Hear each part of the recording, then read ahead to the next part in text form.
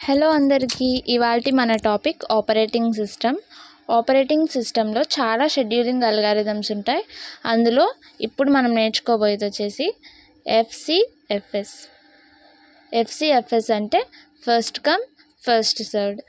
ఇప్పుడు ఒక example problem చూద్దాం. పి అంటే ప్రాసెస్, P1 P2 P3 ఇక్కడ 3 ప్రాసెస్ ఉన్నాయి.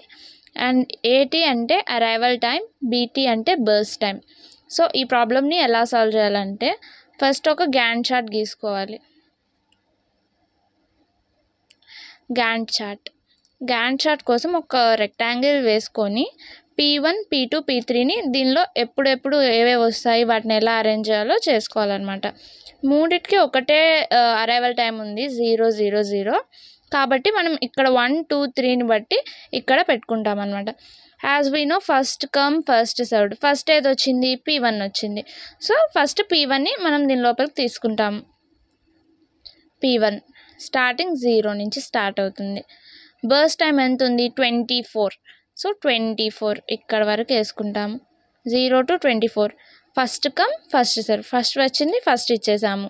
సో CPU P1ని 0 to 24 ఇంతసేపు CPU ప్రాసెస్ 1నే హ్యాండిల్ చేస్తుంది అనమాట. తర్వాత ఇది మొత్తంగా అయిపోయిన తర్వాత నెక్స్ట్ ఎవరు ఉన్నారు క్యూలో? P2. సో P2ని తీసుకుంటుంది అనమాట.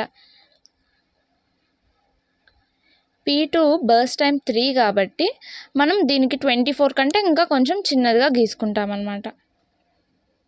సో 3 కాబట్టి 24 + 3 27. P3 కూడా సేమ్ బస్ టైం కాబట్టి ఎగ్జాక్ట్గా సేమ్ లెంత్ రావాలనేం రూల్ లేదు, కానీ అలాగా రాసుకుంటే మనకి కొంచెం బాగుంటుంది అనమాట. P3 27 + 3 30. ఇక్కడ +3 ఎందుకు చేసామంటే వీటికి బర్స్ట్ టైం 3 ఉంది కాబట్టి. ఒకవేళ బర్స్ట్ టైం వేరే ఎక్కువగా ఉంటే అంతనే యాడ్ చేయాలన్నమాట. నెక్స్ట్ ఏంటంటే ఒక పెద్ద డయాగ్రామ్ గీసుకోవాలి. అన్నిటినీ క్యాలిక్యులేట్ చేయాలి. ఇక్కడ మనం ఏమేమి క్యాలిక్యులేట్ చేస్తామంటే ఫస్ట్ క్వశ్చన్ని యాజ్ ఇట్ ఈస్గా రాసుకుంటాము.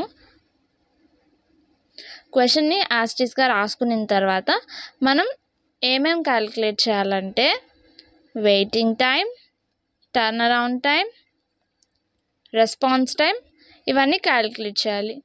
ఫస్ట్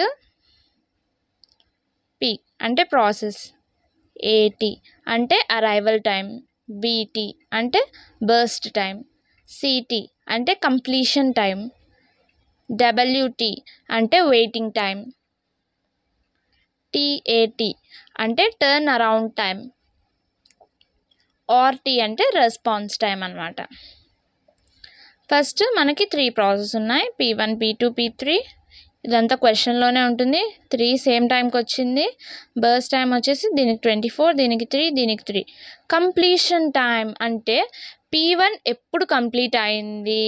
24 దగ్గర కంప్లీట్ అయింది కాబట్టి కంప్లీషన్ టైం P1కి 24, P2కి 27 అండ్ P3కి 30.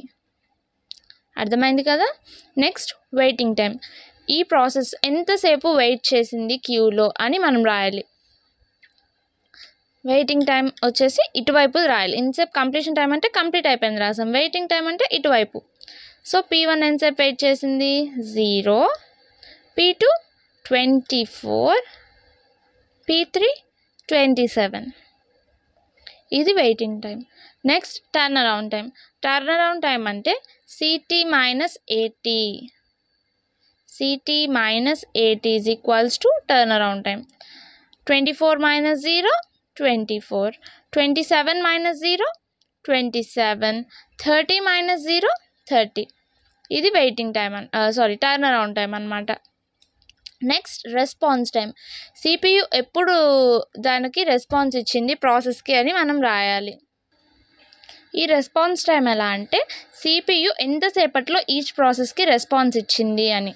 సో P1కి ఎప్పుడు రెస్పాన్స్ ఇచ్చింది మనం ఎలా చేయాలంటే starting time minus arrival time. ఎప్పుడు స్టార్ట్ చేసామో అది ఎప్పుడు వచ్చింది. సో P1ని 0 టైంలో స్టార్ట్ చేసాం. 0 - 0 0. P2ని 24 దగ్గర స్టార్ట్ చేసాము. 24 - 0 24. P3ని 27 దగ్గర స్టార్ట్ చేసాం. So 27 minus 0 27. ఇలాగా ఈ FCFS ప్రాబ్లమ్ని మనం సాల్వ్ చేస్తాం. ఓకేనా? ఇది వచ్చేసి FCFSలో నాన్ ప్రియంటివ్.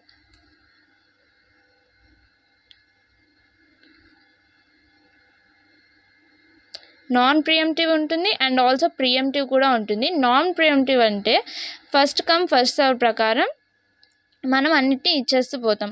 ప్రియంటివ్ అంటే ఫస్ట్ కమ్ అంటే P1 తర్వాత దానికి ముందు నెంబర్ ఉంటే అప్పుడు CPU ఇలాగ 24 లాంగ్ మనము డైరెక్ట్గా ఇక్కడ ఇచ్చేయకుండా మధ్యలో P1ని కట్ చేసి కొంచెం P2ని ఇస్తుంది, మళ్ళీ P1ని ఇస్తుంది.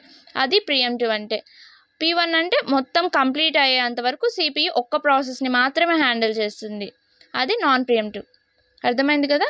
ప్రియంటివ్ అంటే ఒకసారి దీనికి ఒకసారి దీనికి అలాగా కంప్లీట్ అయ్యే వరకు కాకుండా మధ్యలో కూడా తీసేసుకుంటుంది. అదే నాన్ ప్రియంటివ్ అంటే మొత్తం కంప్లీట్ అయ్యేంతసేపు ఒక ప్రాసెస్కే తన CPUని ఇస్తుంది. దాన్ని నాన్ ప్రియంటివ్ అంటారు. ఇది OSలో FCFS నాన్ ప్రియంటివ్.